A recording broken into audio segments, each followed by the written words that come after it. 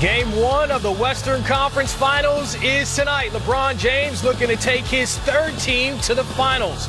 Jamal Murray has been getting buckets for the Nuggets. He's the second youngest player in NBA history with 4 40-point games in a single postseason. For his efforts, the Nuggets get a shot at the Lakers in the Western Conference Finals.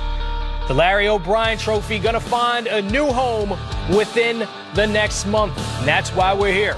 Welcome to Playoff Central Live, presented by State Farm. I'm your host, Chris Miles. We have some very special guests lined up for today's show. Allie LaForce is going to check in from Orlando, and also three-time champion, three-time All-Star Draymond Green is going to stop by our studio as well. 3D and GA will be here in a few minutes too. But first, let's get started with the MVP. Giannis Antetokounmpo going back-to-back, winning the Kia MVP for the 2020 season. The only player in NBA history to win the Most Improved Player, Defensive Player of the Year, and Most Valuable Player. He's also the first player in NBA history to average 29 points, 13.5 rebounds, and 5.5 assists in a single season. Makes sense that Giannis received 85 of the 101 first-place votes. He also caught up with Adam Silver. Let's check in with them. It's my honor to announce the 2020 Kia Most Valuable Player is Giannis Antetokounmpo. Giannis, good evening. Congratulations to you and your family. Thank you. Thank you, guys. The trophy's right behind me. I'm going to ship it to Greece. No, don't do that. You know, obviously, I would love to be still in the bubble, keep playing games, be in the Eastern Conference Finals, fighting to get opportunity to play in the finals. But at the end of the day, award is award. I'm extremely blessed for where I came from where I started and where I am right now. It's been a long journey, and the people that know me, the people that know my story, you can never take these moments for granted. You can never take these moments for granted. So obviously, I'm disappointed for not being able to help my team go to the third round. But at the end of the day, I know that I gotta keep getting better. I gotta keep making my team improve. But I cannot take that feeling cannot take away nothing from this award. And bottom line today is this: congratulations on back-to-back MVP awards. So I guess last year when you said you can't call me MVP until I've done it twice, now we can call you the MVP, huh? No, not yet. Not yet. I gotta set a goal, which I don't know what the goal is right now. Actually, I know what the goal is. Don't call me MVP. Don't call me 2 times MVP until I'm a champion. So Giannis racking up all the individual accolades. 3D, GA, you heard what he said at the very end there. Don't call me MVP. He's got 2 of those until he wins a championship. GA, you seem to like that. I like it, but I'm going to call him MVP because, there have been a few MVPs that haven't won championships. And so that just speaks to the fact that it takes more than just the individual to get over that hump and claim that trophy. But Giannis was incredible. It's unfortunate that they didn't get to move forward in the postseason, but it's not because he didn't have the kind of impact throughout the course of the regular season that warranted him receiving that MVP. He was a dominant force, unlike any we've seen since Shaquille O'Neal, when you look at his ability to just overwhelm the paint on the floor. And then what he did defensively, being the Defensive Player of the Year, speaks volumes as well. So kudos to him, well-deserved. And, hopefully one day he will get an opportunity to play for a world championship. Yeah, G, I agree with you. I'm calling him MVP because those numbers we're watching on our board right now don't lie.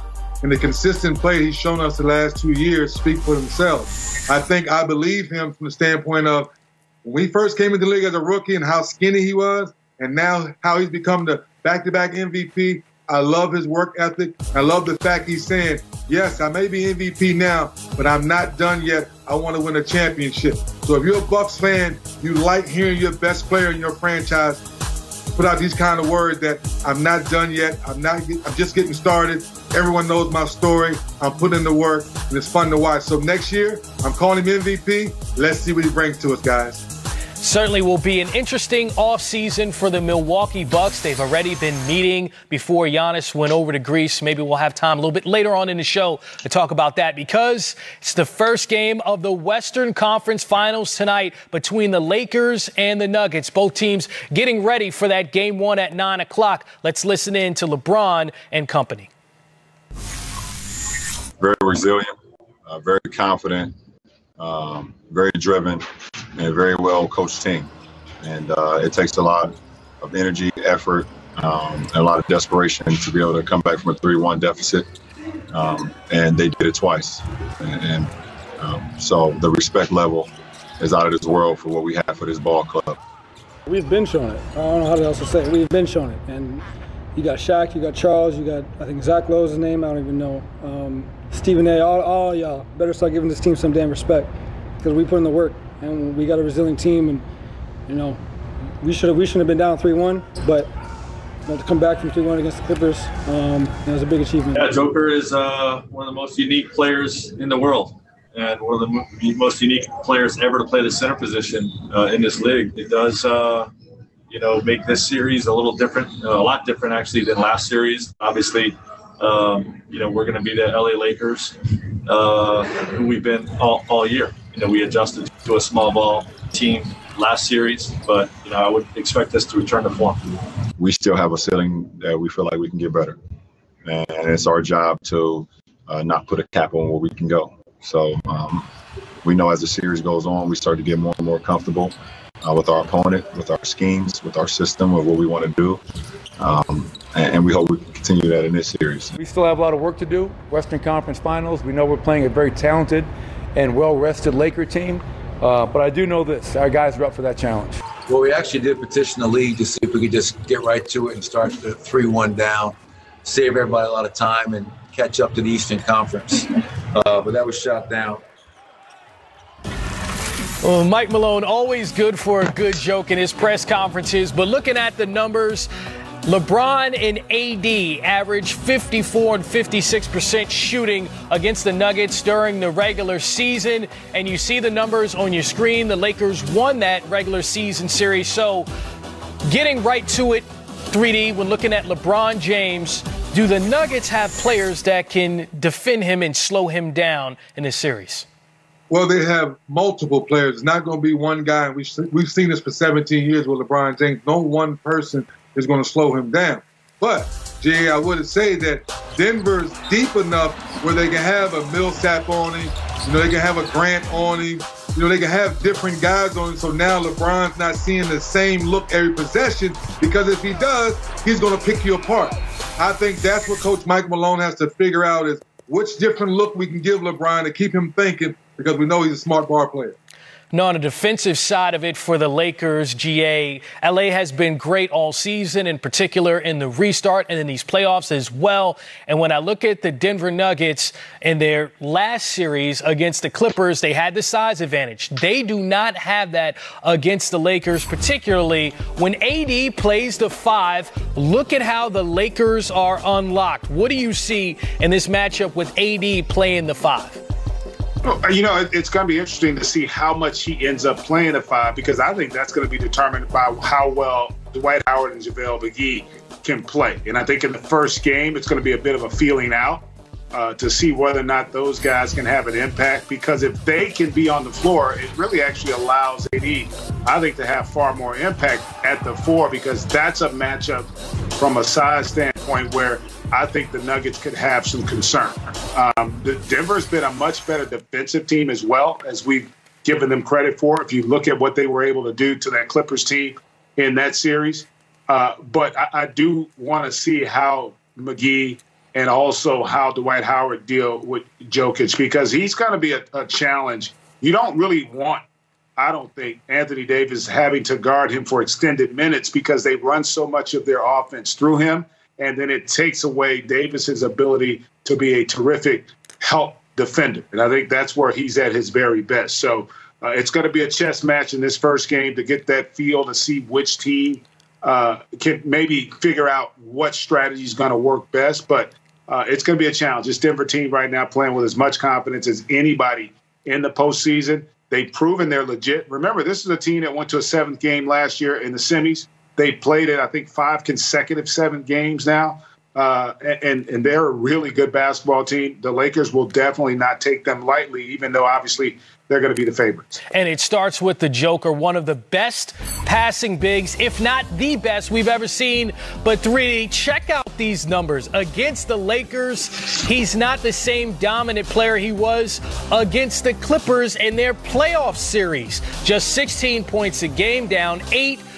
Way less rebounds, down about 8 there too. Assist about even. Less minutes against the Clippers in their series as opposed to the regular season against the Lakers. So why is it so much more difficult for the Joker to play at his best against the Lakers? Well, Chris, it's real simple. You saw at the bottom of the screen, it said regular season. We're in the playoffs now. Now the Joker has taken off his cape. Can the JaVale McGee, can Dwight Howard, can they handle the 7-footer taking the ball off the rim, pushing it? Can they get on the wing and move their feet? That's my GA's point that AD may need to be on it, and put a short guy on him. Now you can see over the defense. Now Gary Harris's offense is showing up right on time, knocking down 3-point shots. This is their favorite play, to pick and roll. Look how big he is, guys. If you don't put a big guy on him, he's going to find shooters on the floor, to your point, Chris, being so unselfish. Now, Montrezl Harrell, I love you. You're too short. To GA's point, if that's not JaVale McGee or Dwight Howard, or if it's AD or for somewhere else, he's just picking those guys apart, finding open shooters. So to GA's point, the cat and mouse game or the chess match is, how do we give the Joker different looks like we have to give LeBron different looks? That's going to be the key to the game for the Lakers. Well, GA, for the Nuggets, as far as their scoring is concerned, the Joker, you saw his numbers up in that category, but Jamal Murray shooting the lights out. I mean, 50% from the field, 49% from 3. We know what he can do, 27 points per game in the playoffs. But who else needs to step up for Denver? Let's say the Lakers have a good defensive game plan against Murray. Well, I think it's going to be vital for the bench to play well for Denver. And it's not a statistical category you're looking at when you talk about their bench. They didn't put up a lot of points in that 7th game. They were brilliant in Game 6, but think of them like middle relief. You know, their bench is going to be important to sustain the deficit or the lead when they're out there, to buy minutes for the starters, because they're going to face a team in the Lakers who've also shown a much improved bench.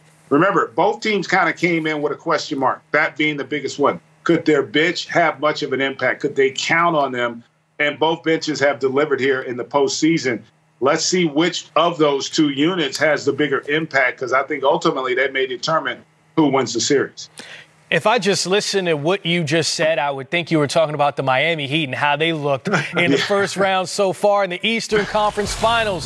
So what is LeBron James and company going to bring to the arena in the Western Conference Finals? Remember, it's Anthony Davis's first Western Conference Finals game. Goran Dragic has been spitting hot fire all over the Boston Celtics. That step back, a dagger in Game 2. You're watching Playoffs Central Live.